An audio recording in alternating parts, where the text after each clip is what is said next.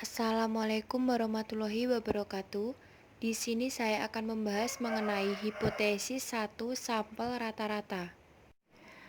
Pada hipotesis satu sampel rata-rata, terdapat tiga bentuk rumusan hipotesis.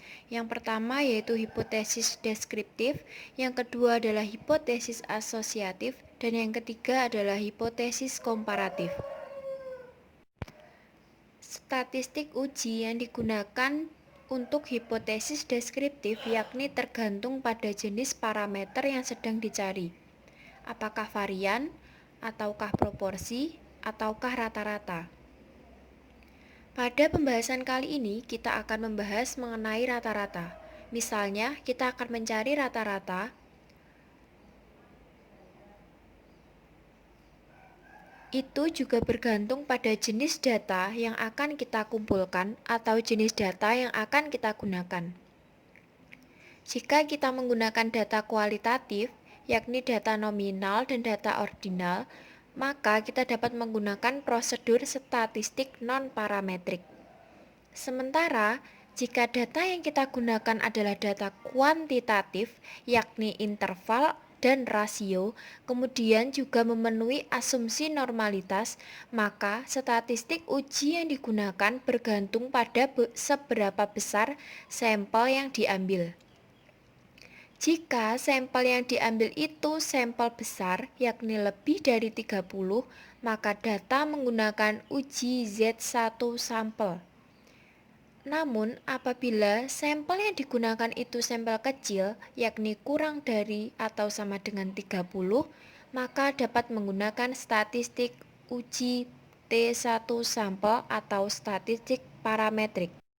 Rumus-rumus pengujian hipotesis deskriptif. Jenis datanya ada 3, yaitu nominal, ordinal, interval, dan rasio. Nominal di sini menggunakan metode binomial dan chi-square one sample. Sedangkan untuk ordinal menggunakan rantes, sedangkan untuk interval dan rasio menggunakan one sample t-test dan two-test. Untuk nominal dan ordinal masuk kepada non-parametrik, sedangkan interval dan rasio masuk pada parametrik.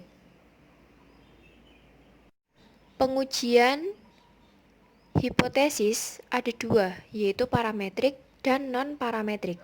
Pada hipotesis parametrik, jenis data yang digunakan adalah interval dan rasio, dan metode yang digunakan adalah one sample t-test. Rumus uji T1 sample. Uji T1 sampel merupakan prosedur uji T untuk sampel tunggal, yakni jika rata-rata suatu variabel tunggal dibandingkan dengan suatu nilai tertentu. Uji T dipakai jika jumlah data sampel kurang dari sama dengan 30, itu termasuk ke dalam sampel kecil, dan untuk kasus yang sama dengan sampel besar, yaitu data lebih dari 30, maka menggunakan statistik uji Z. Rumus uji T1 sampel, T sama dengan X bar min mu 0 per S per akar N, di mana X bar yaitu rata-rata sampel, mu 0 yaitu konstanta yang ditentukan, S merupakan standar deviasi, dan N merupakan banyak sampel.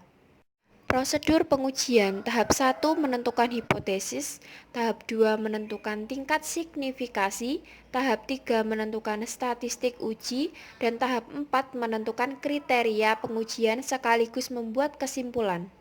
Statistik non-parametrik terdapat 2 data, yaitu data nominal dan data ordinal. Data nominal menggunakan 2 bentuk, yaitu tes binominal dan chi-kuadrat. Tes binominal digunakan apabila data dalam bentuk nominal dan jumlah sampel kecil yaitu kurang dari 25, dan chi-kuadrat digunakan untuk sampel besar yaitu jika data lebih dari 25. Sedangkan untuk data ordinal menggunakan rantes untuk menguji hipotesis satu sampel dalam mengukur suatu urutan kejadian Pengujian dilakukan dengan cara mengukur kerandoman populasi yang didasarkan atas data hasil pengamatan.